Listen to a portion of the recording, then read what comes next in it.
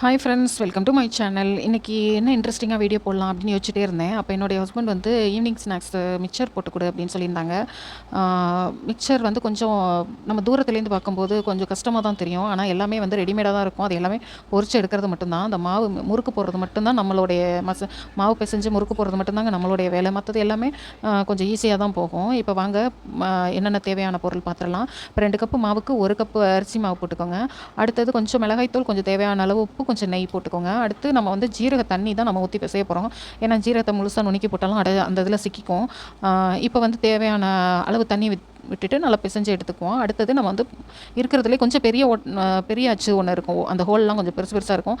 அதில் ஃபஸ்ட்டு போடணும். அப்புறமா தான் சின்ன ஹோல் சைஸ் உள்ளதை நம்ம எடுத்து போட்டுக்கலாம். இப்போ கடாயில் எண்ணெய் விட்டுட்டு மாவை அந்த முறுக்கு அச்சுக்குள்ளே போட்டு நல்லா டைட் பண்ணிக்கோங்க.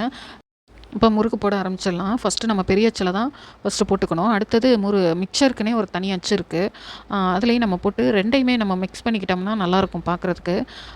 இப்போது இது பிழியறதுக்கு தான் கொஞ்சம் கஷ்டமாக இருந்தது. அப்போ என்னுடைய ஹஸ்பண்டை தான் நான் கொஞ்சம் ஹெல்ப்புக்கு கூப்பிட்டுக்கிட்டேன். அவங்க வந்த உடனே வேலையெல்லாம் சுலபமாக முடிஞ்சிருச்சு. கடகடன்னு எல்லாத்தையும் போட்டு எடுத்துட்டாங்க.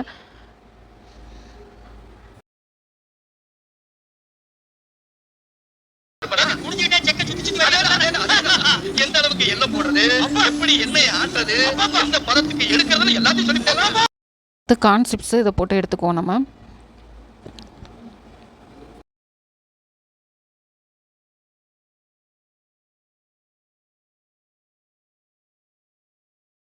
அடுத்தது பொட்டுக்கடலை, பொரி, அடுத்து வேர்க்கடலை, லாஸ்ட்டாக கருவேப்பிலையும் போட்டு நல்லா பொரிச்சு எடுத்துக்கலாம். அவ்வளோதான் ஃப்ரெண்ட்ஸ், இது நைஸ் மிக்சர் ரெடி ஆயிடுச்சு.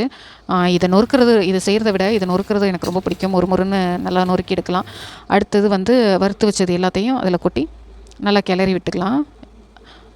கொஞ்சம் காரம் தேவை அப்படின்னு சொன்னால் அதில் கொஞ்சம் காரத்தை தூவி விட்டு நல்லா குலுக்கி விட்டுருங்க. அவ்வளோதான் ஃப்ரெண்ட்ஸ், சூப்பரான மிக்சர் ரெடி. இது வந்து 1 வாரத்துக்கு ஸ்டோர் பண்ணி வச்சா நல்லா கெடாமல் இருக்கும். நீங்களும் உங்கள் வீட்டில் ட்ரை பண்ணுங்கள். நல்லா சாப்பிட்டு சந்தோஷமாக இருங்க.